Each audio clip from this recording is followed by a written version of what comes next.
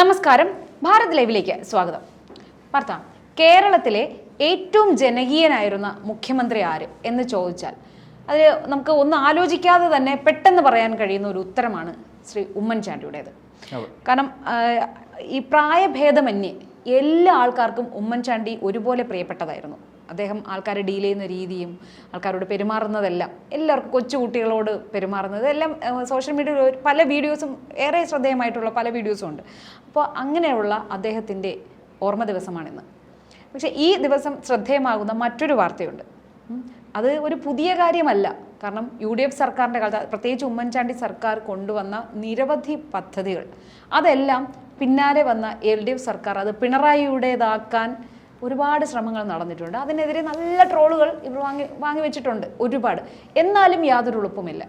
വീണ്ടും വീണ്ടും ഇത് തന്നെയാണ് അവർ ചെയ്യുന്നത്. ഇപ്പോൾ ഏറ്റവും ഒടുവിലായിട്ട് കണ്ണൂരിൽ അദ്ദേഹത്തിൻ്റെ പേരിലുള്ള ഒരു ശിലാഫലകം മാറ്റിയിട്ട് PA മുഹമ്മദ് റിയാസിൻ്റെ പേരിലുള്ളത് മാത്രമാക്കി മാറ്റിയിരിക്കുകയാണ്.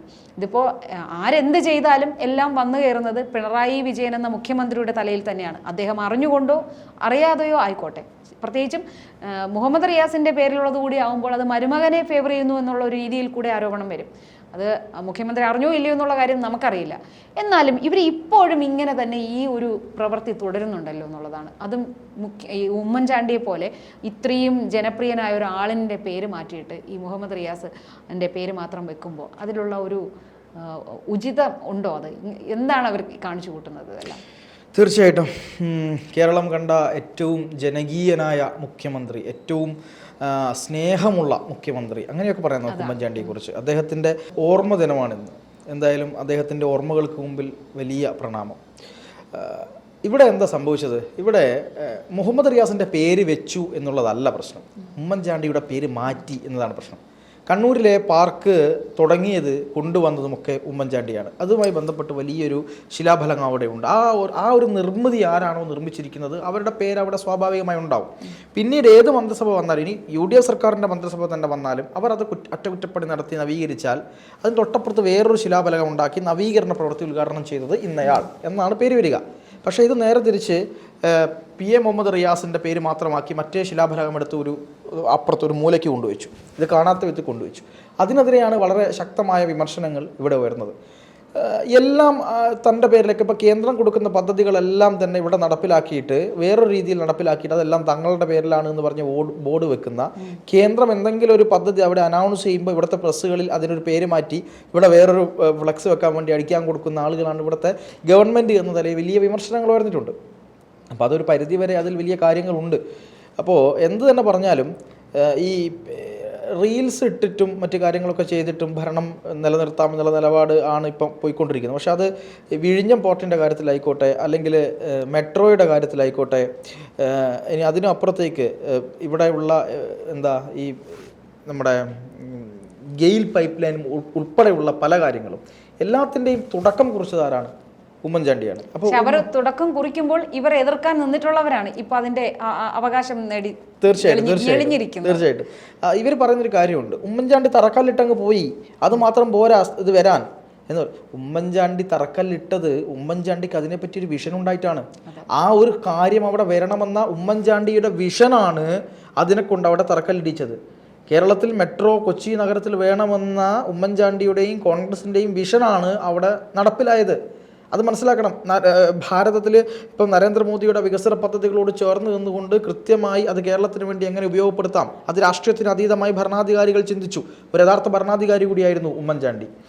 ഇപ്പോൾ ഗെയിൽ പൈപ്പ് ലൈൻ സ്റ്റാർട്ട് ചെയ്തത്, തുടങ്ങിയത് എങ്ങനെയായിരുന്നു? അതും കോൺഗ്രസിൻ്റെ ഭരണകാലത്ത് കോൺഗ്രസ് കൊണ്ടുവന്ന പദ്ധതിയാണ്. പദ്ധതി എന്ന് പറഞ്ഞാൽ വലിയ നാഷണൽ ലെവലിൽ വരുന്ന പദ്ധതിയെ നമുക്ക് കൂടി ഉപയോഗപ്പെടുത്താവുന്ന നിലയിലാണ് വന്നത്. അതിനെതിരെ വലിയ സമരം ചെയ്തതാരാണ്? ഇവിടെ മെട്രോ റെയിലിനെതിരെ സമരം ചെയ്തതാരാണ്? ഇന്നത്തെ വ്യവസായിക വകുപ്പ് മന്ത്രി, അദ്ദേഹത്തിൻ്റെ നേതൃത്വത്തിലായിരുന്നു എറണാകുളത്ത് സമരം. ഇന്ന് വലിയ രീതിയിൽ എനിക്ക് ഏറ്റവും സങ്കടമായി തോന്നി എന്താണെന്നറിയോ? മെട്രോ ഉദ്ഘാടനത്തിന് പിണറായി വിജയനും നരേന്ദ്രമോദി ഇരിക്കുന്നു, പക്ഷെ ആ ഉമ്മൻചാണ്ടിയെ വിളിച്ചില്ല. ഇതൊക്കെ മോശം കാര്യങ്ങളാണ് ഇവർ ചെയ്തത്. വേറൊരു കാര്യം കൂടെ പറഞ്ഞോട്ടെ, ഇപ്പം ഇതിലൊക്കെ പേര് അവർ അവകാശം ഉന്നയിക്കും, പക്ഷേ എന്തെങ്കിലും പൊളിഞ്ഞു വീണാൽ ഞങ്ങൾക്കിതിൽ യാതൊരു പങ്കുമില്ല, ഞങ്ങൾ ഇതിനെപ്പറ്റി ഈ വഴിക്കേ ഞങ്ങൾ പോയിട്ടില്ല എന്ന് പറയുന്നത് നമ്മൾ കണ്ടതാണ്. തീർച്ചയായിട്ടും. അതുപോലെ തന്നെ ഞാൻ പറഞ്ഞ പോലെ ഈ വിഴിഞ്ഞം പദ്ധതിയിൽ സംസ്ഥാന സർക്കാരിന് എതിരെ ആഞ്ഞടിച്ചു ദേശാഭിമാനിയും CPM-ഉം വലിയ സമരങ്ങൾ നടത്തി. അദാനിയുടെ തീവട്ടിക്കൊള്ള എന്ന് പറഞ്ഞു. ഈ സംസ്ഥാന സർക്കാർ വന്നതിന് ശേഷം അദാനി തീവട്ടിക്കൊള്ള നടത്തിയിട്ടുണ്ടായിരുന്നെങ്കിൽ അല്ല, അത് നിർത്തി. അല്ല, UDF-ന്റെ കാലത്തായിരുന്നു അദാനിക്ക് കൊള്ള ഉണ്ടായിരുന്നത്. അത് കഴിഞ്ഞ് LDF വന്നപ്പോൾ അദാനി അത് നിർത്തിയതാ. അദാനി നിർത്തി. പക്ഷെ ഒരു കാര്യമുണ്ടല്ലോ, ഈ UDF സർക്കാരിന്റെ കാലത്ത് അദാനി ഈ പറയുന്ന അദാനിയും UDF നടത്തിയിട്ടുള്ള തീവട്ടിക്കൊള്ള ഇവർക്ക് അന്വേഷിച്ച് കണ്ടുപിടിച്ച് ജയിലിൽ പിടിച്ചിട്ടായിരുന്നായിരുന്നല്ലോ. എന്തുകൊണ്ട് ചെയ്തില്ല? ഇതൊക്കെ കണ്ട് വിശ്വസിക്കുന്ന കുറേ അടിമകളുണ്ട് എന്നുള്ളതാണ് ഞാൻ ഇപ്പോഴും സങ്കടപ്പെടുന്നത്. എന്നിട്ട് ആ അദാനി AKI സെന്ററിൽ വരുന്നു. അദാനി വിരുദ്ധരാണ്, മനസ്സിലാക്കണം. അദാനി AKI സെന്ററിൽ വരുന്നു, അദാനിയെ സ്വീകരിക്കുന്നു. എന്നിട്ട് ഇപ്പം വിഴിഞ്ഞം പോർട്ടിന്റെ സമയത്ത് എല്ലാവരും കൂടെ സംസാരിക്കുന്നു. എന്തൊരു സുഖം എന്നുള്ള നിലയിലേക്കാണ് കുടുംബത്തോടെ കാര്യങ്ങൾ. കുടുംബത്തോടെ ഒഫീഷ്യൽ മീറ്റിങ്ങിന് പോകുന്നു. ഇതൊക്കെ സത്യത്തിൽ ഉമ്മൻചാണ്ടിയെ കണ്ട് പഠിക്കണം എന്നാണ് ഞാൻ. ഉമ്മൻചാണ്ടിയുടെ ഓർമ്മ ദിനമായതുകൊണ്ട് തന്നെ പറയുന്നു, അദ്ദേഹത്തെ കേരളത്തിന് കുറച്ചുകൂടെ അദ്ദേഹത്തെ ഉപയോഗപ്പെടുത്തണമായിരുന്നു. അതായത് മലയാളികൾ എന്നും അത് ദുഃഖിക്കണം.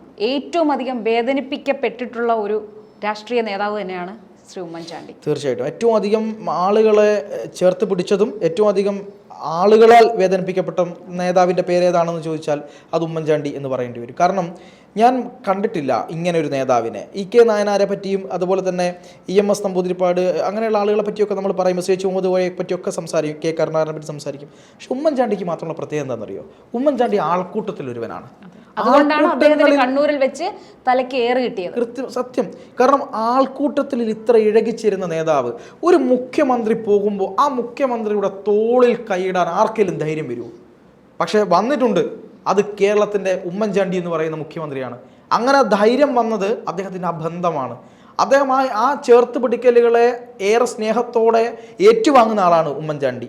അങ്ങനെ ജനങ്ങൾക്കിടയിൽ നിന്ന് ജനങ്ങളുടെ പ്രശ്നങ്ങളും അവരുടെ വിയർപ്പിൻ്റെ ഗന്ധവും അവരുടെ പ്രശ്നങ്ങളും എല്ലാം മനസ്സിലാക്കി അവരോടൊപ്പം നിൽക്കുന്ന ആളാണ് ഉമ്മൻചാണ്ടി. ജനങ്ങളിൽ ഒരാളായി നിന്ന്. അതെ, അങ്ങനെ നിന്നൊരു മനുഷ്യൻ. ആ മനുഷ്യനെ പക്ഷേ പലപ്പോഴും ഈ വലിയ സോഷ്യൽ മീഡിയ ഒക്കെ വന്നതിന് ശേഷമാണ് പലപ്പോഴും ആളുകൾ മനസ്സിലാക്കിയത് അന്ന് ഇങ്ങനെയൊക്കെ ഉണ്ടായിരുന്നു, ഇങ്ങനെയൊരു നേതാവ് ഉണ്ടായിരുന്നു. ദുഃഖം അല്ലെങ്കിൽ സങ്കടകരമെന്ന് പറയട്ടെ, അദ്ദേഹത്തിൻ്റെ മരണത്തിന് ശേഷമാണ് കുറച്ചുകൂടെ ആളുകൾക്ക് അദ്ദേഹത്തെ മനസ്സിലായതെന്ന് തോന്നുന്നു. നമ്മൾ ഒരുപാട് അദ്ദേഹത്തെ പരിഹസിച്ചു, ബുദ്ധിമുട്ടിച്ചു. സോളാർ കേസിൻ്റെ പേരിൽ ഇല്ലാത്ത കാര്യങ്ങൾ പോലും മാധ്യമങ്ങൾ അദ്ദേഹത്തെ വേട്ടയാടി. സരിതയുടെ പേരിലും ഈ പറയുന്ന പിതൃതുല്യൻ എന്ന് പറഞ്ഞ സരിതയാണ് അടുത്തൊരവസരത്തിൽ അദ്ദേഹത്തിനെ കുറിച്ച് അങ്ങനെ പറയാമോ എന്ന് എനിക്കറിയില്ല. എങ്ങനെ അവർക്കത് പറയാൻ കഴിഞ്ഞു? ഒരിക്കൽ പിതൃതുല്യൻ എന്ന് പറഞ്ഞ ഒരാളെ കുറിച്ച് പറയാൻ പറ്റാത്ത വാക്കുകളാണ് സരിത. അത് വിശ്വസിക്കാൻ ഈ നാട്ടിൽ ആളുണ്ടായി എന്നുള്ളതാണ് ഏറെ ഖേദം. അത് മാത്രമല്ല, ആളുണ്ടായി എന്ന് മാത്രമല്ല, അദ്ദേഹത്തിൻ്റെ പാർട്ടിയിൽ നിന്ന് പോലും അതിനനുകൂലമായി അല്ലെങ്കിൽ അത്തരം ഒരു കാര്യത്തിന് അനുകൂലമായി ഗ്രൂപ്പ് പോരിൻ്റെ അടിസ്ഥാനത്തിൽ ചിലതൊക്കെ ഉണ്ടാക്കപ്പെട്ടു, നിർമ്മിക്കപ്പെട്ടു എന്നുള്ളതാണ്. CPM-ൻ്റെ ഭാഗത്ത് നിന്ന് എന്താ ഉണ്ടായത്? CPM-ൻ്റെ ഭാഗത്ത് നിന്ന് ക്രൂരമായ, പ്രതിഷേധിക്കുന്നൊന്നുമല്ല ഞാൻ പറയുന്നത്, ക്രൂരമായ അപവാദ പ്രചരണം നടത്തിയില്ലേ ഉമ്മൻചാണ്ടിക്കെതിരെ? ഒരു തരത്തിലും സാധ്യത ഉണ്ടാവാതിരുന്ന കാര്യത്തെ സരിത എന്ന് പറയുന്ന ഒരു തട്ടിപ്പുകാരിയുടെ പേര് മാത്രം ചേർത്ത് വെച്ചുകൊണ്ട് CPM ഇല്ലാത്ത കഥകൾ ചമച്ചില്ലേ ഇവിടെ, കള്ളക്കഥകൾ ചമച്ചില്ലേ ഇവിടെ? അതിൻ്റെ പേരിൽ എത്രയോ ആളുകൾ തെരുവിലിറങ്ങി, ആയിരക്കണക്കിന് ആളുകളെ തെരുവിലിറക്കി പോലീസുകാരുമായി തമ്മിൽ തല്ലിച്ച് കേരളത്തിലൊരു മറ്റൊരു നിറേഷൻ കൊടുത്തു. ഇവരെല്ലാം എന്തോ മോശക്കാരാണ്. എന്നിട്ട് ഒടുവിൽ എല്ലാം കഴിഞ്ഞ സരിത ഇപ്പം ഒരു പോയിസൺ അടിച്ച് ഗുരുതരാവസ്ഥയിൽ കിടക്കുകയാണ്. ഞാൻ അവരെ ഒന്നും പറയുന്നില്ല, കാരണം അവർ കടന്നുപോയ വഴികൾ വേറെയാണ്. ഒരു കാര്യം ഞാൻ കൂട്ടിച്ചേർത്തത്, ഇത് ഒരിക്കലും ഒരിടത്തും നമ്മൾ പരാമർശിച്ചിട്ടില്ലാത്തൊരു വിവരമാണ്.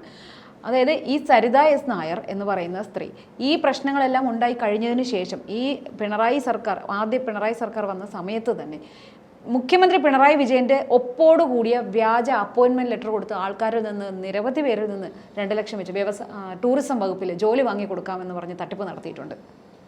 അതായത് കടകംപള്ളി മന്ത്രിയും അവരുമായി നല്ല ടേംസിലാണ്, ഞാൻ വിചാരിച്ചാൽ ജോലി വാങ്ങിത്തരാൻ കഴിയും എന്ന് പറഞ്ഞ് നിരവധി ആളുകളെ പറ്റിച്ച് ഇവർ പൈസ തട്ടിച്ചിട്ടുണ്ട്. ഇതൊന്നും പുറത്തു വന്നിട്ടില്ല. കാരണം ഈ തട്ടിപ്പിന് ഇരയായവർക്ക് ഇത് പുറത്തു പറയാൻ നാണക്കേടാ. കാരണം എന്നോട് പറഞ്ഞ ആളിനോട് ഞാൻ ചോദിച്ചു, നിങ്ങൾക്ക് എത്ര ബോധമുണ്ട്? ഇത്രയും തട്ടിപ്പ് കേസിലെ പ്രതിയായ അവർക്ക് കൊണ്ട് നിങ്ങൾ 2 ലക്ഷം കൊടുത്തില്ലേ? നിങ്ങൾക്ക് എങ്ങനെ തോന്നി? ഇത് വെളി പറയാൻ നാണക്കേട്. അതുകൊണ്ട് മാത്രം ആരും ഇത് പുറത്തു പറഞ്ഞില്ല. അല്ല, അത് വളരെ ഗുരുതരമായൊരു കാര്യമാണ്. അതൊന്നും പറയാൻ ആളുണ്ടാവില്ല അവിടെ. അപ്പോൾ അങ്ങനെ എന്താണ് ഈ തരത്തിൽ എല്ലാ തരത്തിലും ആക്രമിക്കപ്പെട്ട ഒരു മുഖ്യമന്ത്രി, എല്ലാ തരത്തിലും ബുദ്ധിമുട്ടിക്കപ്പെട്ട മുഖ്യമന്ത്രി, CPM അധികാരത്തിലെത്തിയിട്ട് 5 കൊല്ലം അവർ അന്വേഷിച്ചു, ഒരു തുമ്പും കിട്ടിയില്ല. അവസാനം അവർ CBIക്ക് വിട്ടു.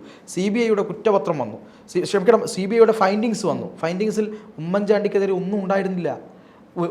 വെറുതെ പറഞ്ഞതാണ്, ചുമ്മാ ആരാണ് അതിന്റെ പിന്നിലെന്ന് ആ സമയത്ത് വെളിപ്പെട്ടു. ഞാൻ നേതാവിന്റെ മന്ത്രിയുടെ പേരൊന്നും പറയുന്നില്ല. ആരോപണം ഉണ്ടായപ്പോഴുള്ള ആഘോഷമൊന്നും ആരോപണമില്ല എന്ന്, അതിൽ സത്യമില്ല എന്ന് അറിയുമ്പോൾ ആഘോഷിക്കില്ല ഈ മാധ്യമങ്ങൾ പോലും. CBIയുടെ റിപ്പോർട്ട് വന്ന സമയത്ത് പോലും ഇവരത് പിന്നെ കാര്യമായി കൊടുത്തില്ല.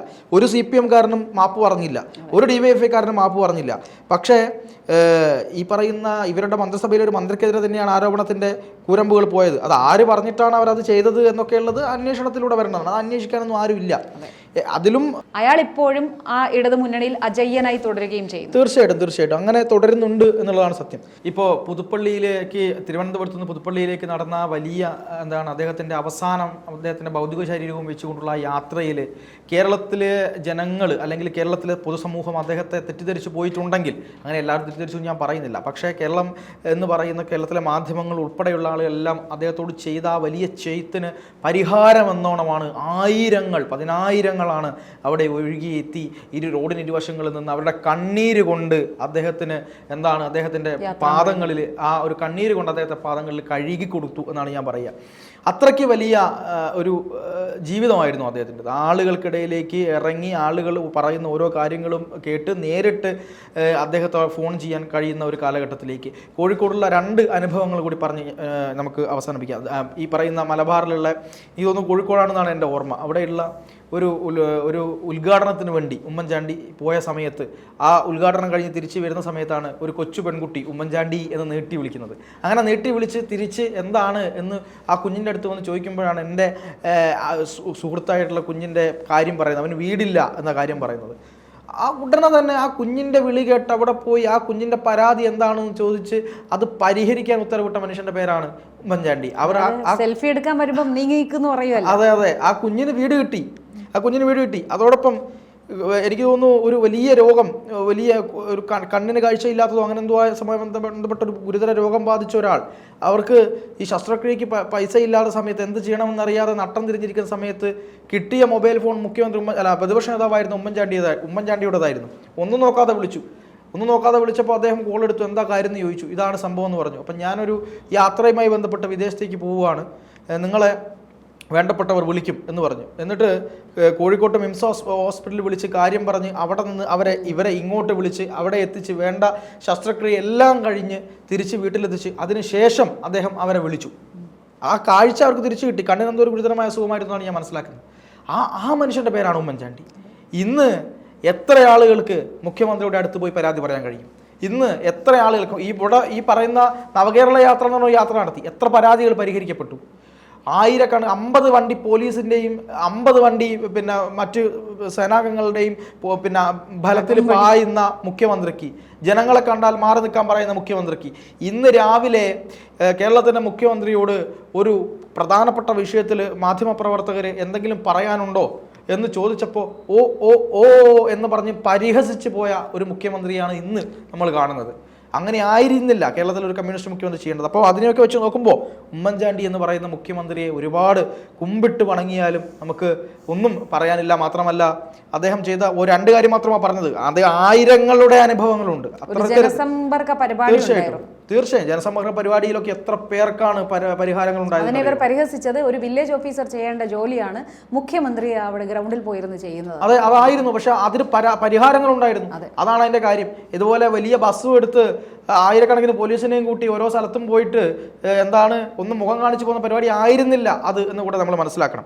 എന്തായാലും ഉമ്മൻചാണ്ടിയുടെ ഓർമ്മകൾക്ക് മുമ്പിൽ പ്രണാമം. അതുപോലെ തന്നെ അദ്ദേഹം തുടങ്ങി വെച്ച പേരിലുള്ള പരിപാടികളൊക്കെ അടിച്ചു മാറ്റുന്നവർക്കും പ്രണാമം.